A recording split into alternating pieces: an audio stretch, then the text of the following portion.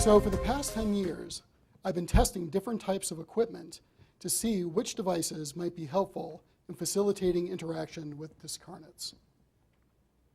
And during that time, I've used all kinds of different stuff. I've used very simple machines to high-end full-spectrum imaging systems to geomagnetometers to just about every other piece of equipment you can imagine.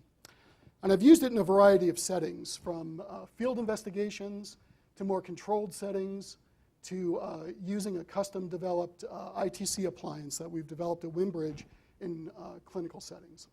And when you use all this kind of equipment in all these different settings, what you find occasionally is that your equipment behaves in weird and unusual ways that are difficult to explain. So when we encounter these anomalies, we go through a very specific process, looking at everything from space weather to equipment failure to try to identify the cause of those anomalies. And a lot of times we can find a cause, but a lot of times we can't. So what we end up with is a series of anomalies that I like to call weird technology fluctuations, when your technology misbehaves. So what are the potential causes for these? Well, first, we could be seeing discarnate effects on analog or digital devices, since we specifically asked discarnates to interact with the equipment. Alternatively, we could be seeing parapsychological or psi-mediated experimenter effects.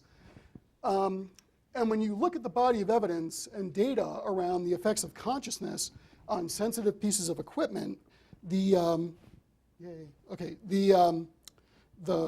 balance sort of shifts that maybe experimenter effects may be the more viable option. So in order for us to really say anything meaningful or interesting about discarnate effects, we really need to focus on understanding the limits and parameters of experimenter effects. So of course, I want to put experimenter effects in a nice little box. And we all know from previous literature that's ridiculously difficult to do. So as I was thinking about this stuff and going through the literature, and I was wondering about what effects may inhibit or enhance experimenter effects, I got a phone call, and it was from my mom. And she's really nice, and she's in her 80s, and she plays a lot of golf, and she has absolutely no idea what it is I do for a living. But she always asks, and at the end of the phone call, she says, well, I know your experiment will go well. I'll send you some positive thoughts. Bye, and hangs up. So now I not only need to disentangle mind-matter interactions, but mom-matter interactions as well. But I was like, wait a minute, this is actually a really interesting question. Here's someone that has a sincere interest in the outcome of this experiment, even though she has no idea what it is or how it's going to work. And she used a very generalized intention. I want it to work, and it's what I call a fire and forget intention. You set it, and then you go on your way. So I was like, wow, is this enough abstraction to an experiment where we could be outside the box? Can we thwart experimenter effects with this level of abstraction? So I decided to play with this idea a little bit, and I started mucking about. And so I came up with this idea of developing the generalized intention experiment.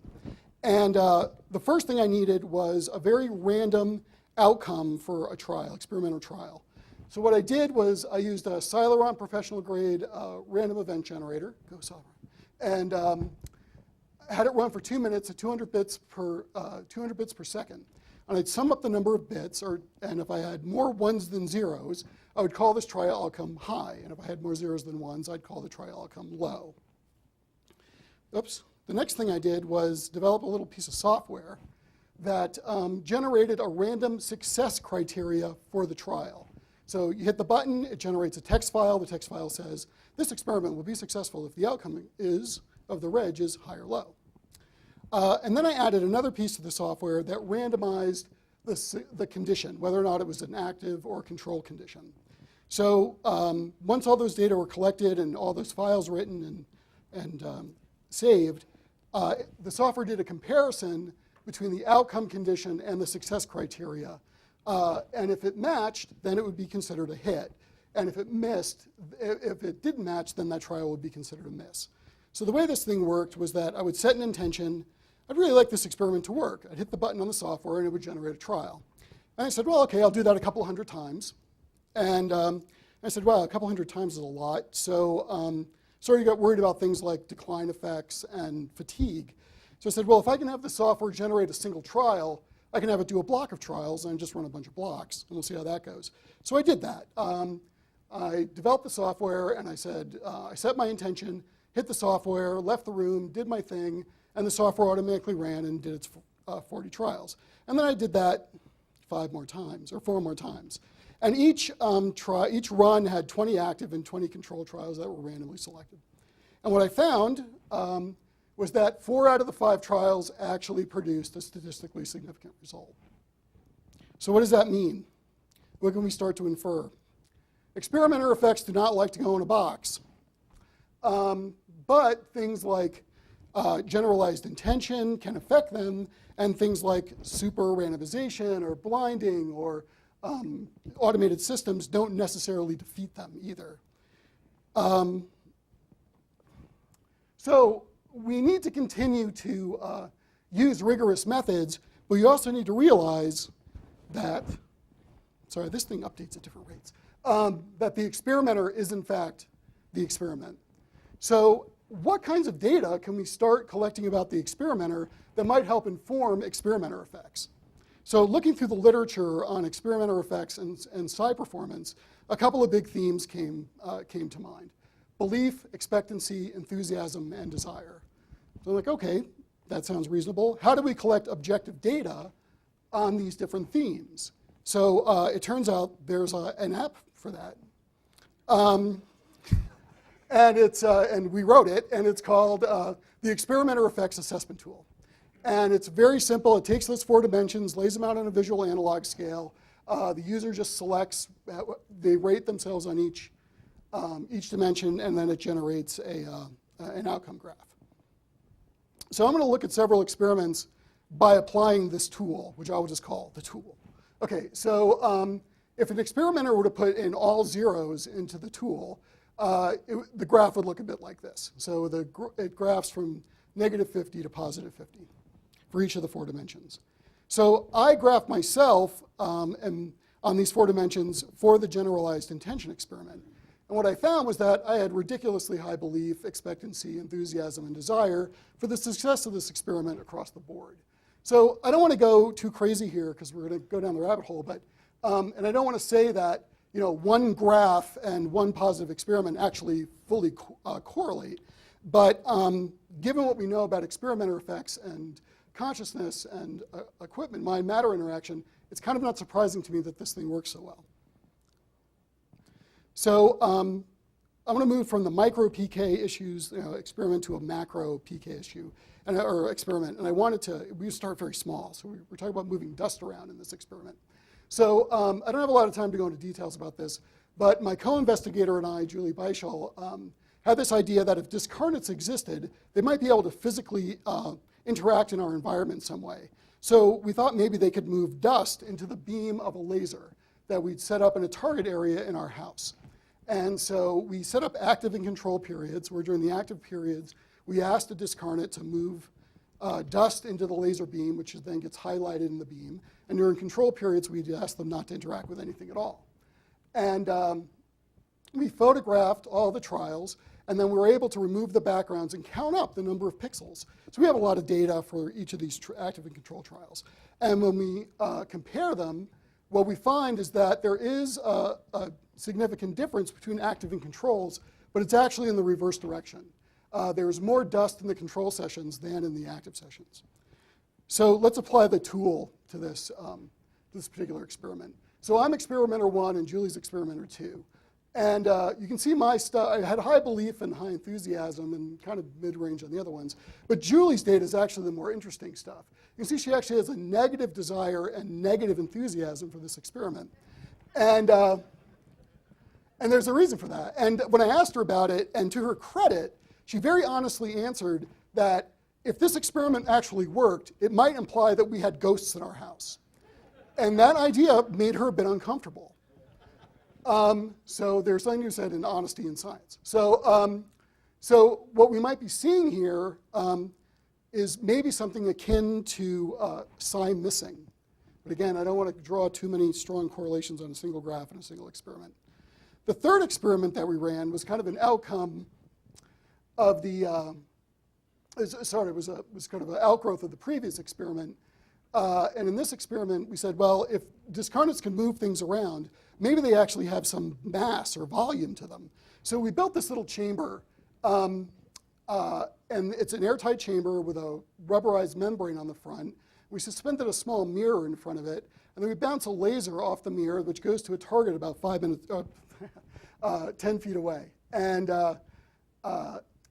so the idea would be that if the ghosts use their ghost hands and they put them in the chamber and they actually displaced air, that the rubber would move, the mirror would move, and the position of the laser would move. And I know this thing looks pretty crude, but it actually is ridiculously sensitive.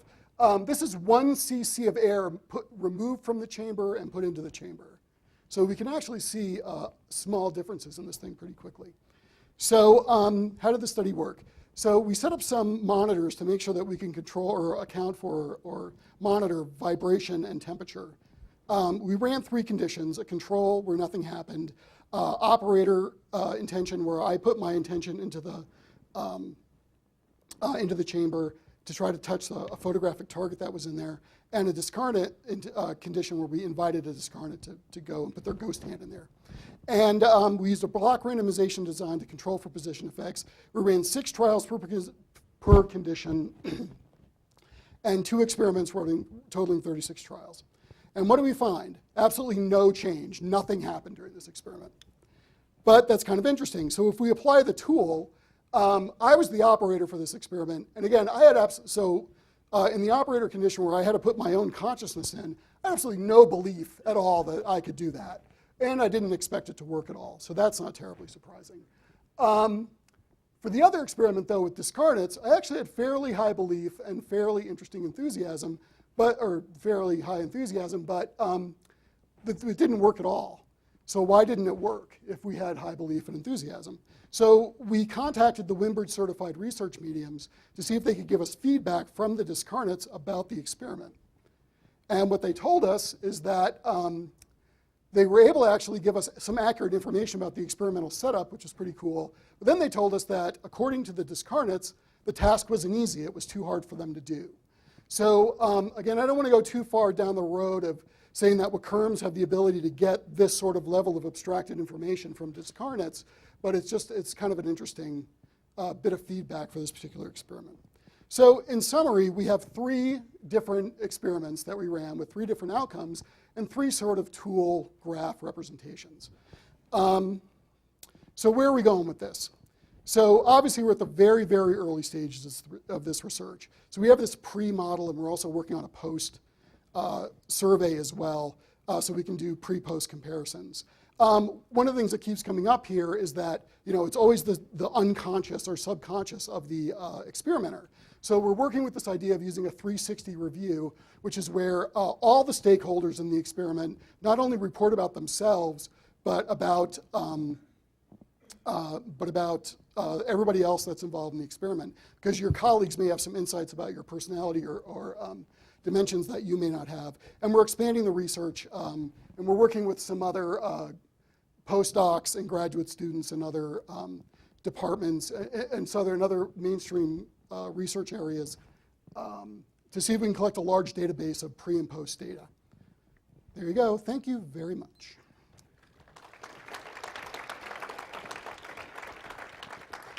We have time for questions.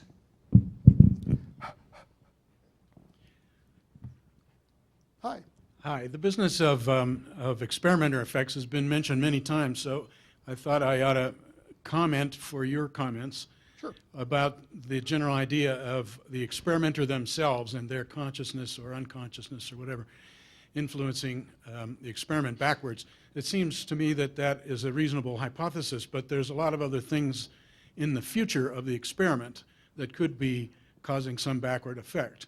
It's not just the experimenter, him or herself, I don't think, but we need to consider all the other variables, what might happen dependent upon different results of the experiment, the conditioning of the room, the blah, blah, blah, everything that's connected to the future of those results. And so it's a much bigger funnel of backward possible influences, I would say. No, you're absolutely correct. And again, this is a very preliminary sort of trial in this attempt to kind of get some kind of data on this. Sure, we could go crazy and try to collect data about everything all the time. But we got to put a stake in the ground somewhere and start. So I seemed like this was a pretty reasonable place to give it a shot. Hi. And by the way, your book is awesome. Everyone should get a copy. Thank you. I wanted to comment, one way you might be able to look at unconscious intention that would work really well with the scale you're talking about is to get a hypnotherapist in and have them get idiomotor responses and ask the unconscious directly. Now, it may lie to you, but it's more accurate than asking the conscious mind. Right, that's a really good point. We thought about maybe using some sort of physiological measurement as well. So basically putting all the scientists on lie detectors as they measure. Anyway, but yeah. How do you brief the discarnates? I'm sorry? How do you brief the discarnates their tasks? How specific information do you give them? I mean, they could have different levels of skill, so to speak, and do you ask them to change the temperature, change the air pressure, move the mirror, move the bucket, you know? Well, it depends on the experiment, obviously, but yeah, with the air pressure experiment, the chamber was clear, and there's actually a photographic, there's a photograph in the bottom of the chamber of a loved one of this discarnate. So the instruction was, reach in there and touch that photograph. So that was the goal for that particular experiment. Anything else? Thank you so much.